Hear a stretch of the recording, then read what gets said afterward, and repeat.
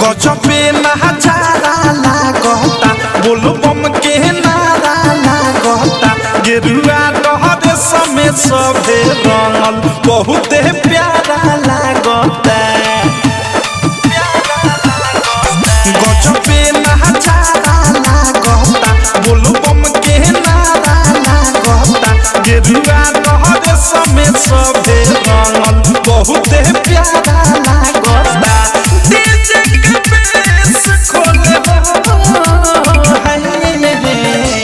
जिला मोती हरिया के कांवरिया डोले नाची नाची बोलबम बोले हो जिला मोती हरिया के कांवरिया डोले नाची नाची बम बम बोले हो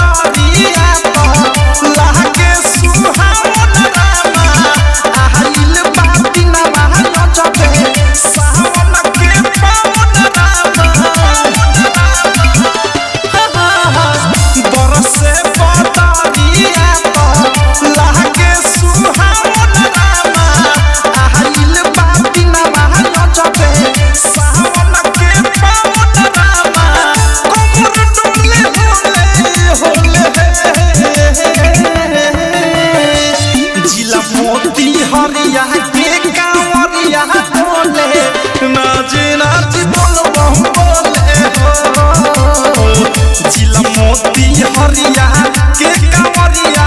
डोले नाची नाची बम बम बोले हो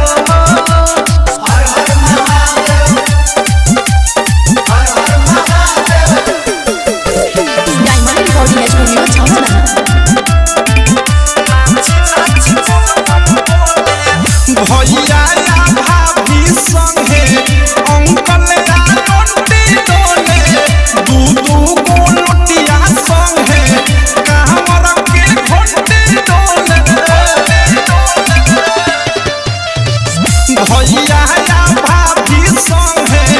अंकल आंटी डोले थारू अनुराग मुकेश के कांवर के घंटी डोले